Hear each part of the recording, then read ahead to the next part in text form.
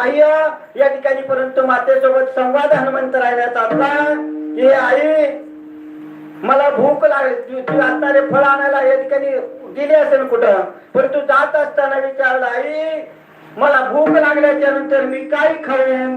आईने सांगितलं हे बाळा या ठिकाणी परिपक्व झालेलं फळ हे लाल कलर येतो, लाल असणारा रंग येतो आणि फळाचा आकार शक्यतो गोल असतो.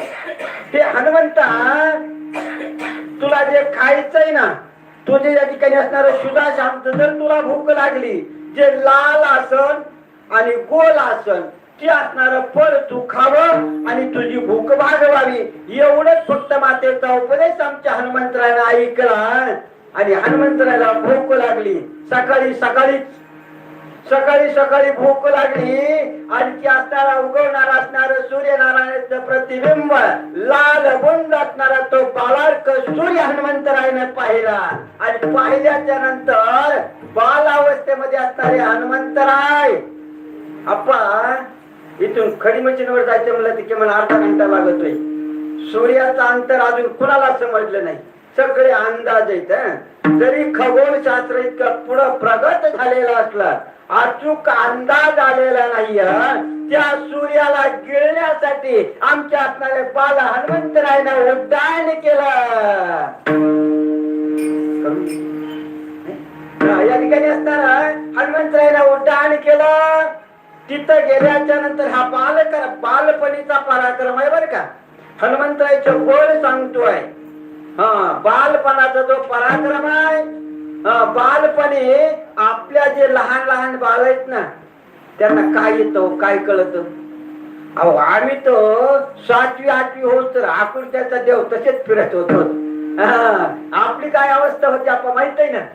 7वी 8वी पुस्तक फुल पॅन्टही नव्हती. हनुमंतराय फक्त 15 दिवसाचे येतात. त्या सूर्याला या ठिकाणी गिळायचं या ठिकाणी साधारण काम नाही.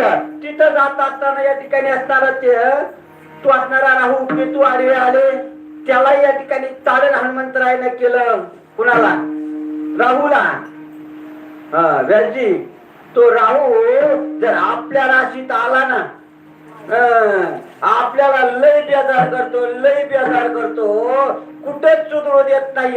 कोणत्या कामाला जर आपण निघालो तिथं आपलेच येतो असा असणारा राहू आहे. त्या राहूचं दाबाड आमच्या हनुमंतरायच्या ठोक्यात फोडला. या ठिकाणी असणारा तो राहू आता कुठे जावा हा विचार करू लागला. इंद्राकडे गेला, स्वर्गाच्या ठिकाणी गेला, सगळ्या देवतेकडे गेला आणि माझा घात या ठिकाणी सगळा मला मिळालेला आहे, सगळ्याच्या सहमतीने मिळालेला आहे. त्या समुद्र मंथनाच्या वेळेस थोडं उशीर लागणार आता. तिथं असणाऱ्या सगळ्याच्या अनुमतीने ठरलं की सूर्यग्रहणाच्या वेळेस चितुला पर्वणी आणि चंद्रग्रहणाच्या वेळेस त्याला पर्वणी. या ठिकाणी असताना म्हणला एक तर 6 महिने ग्रहण येत नाही आणि हिकून चिकून चान्स आला.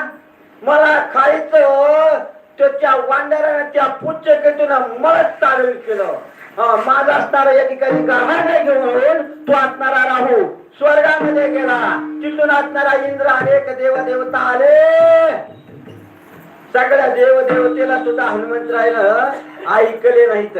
इतकं बळ हनुमंतरायचं होतं, इतकं बळ होत. पण इंद्रानं नजर चुकीनं आपलं असणारं वज्र फेकून हाणलं. ते अचूक कर्म धर्म संयोगाने लागलं हनुवटीवर लागल्याच्या नंतर हनुमंतराय या ठिकाणी निचेष्टीत पडले.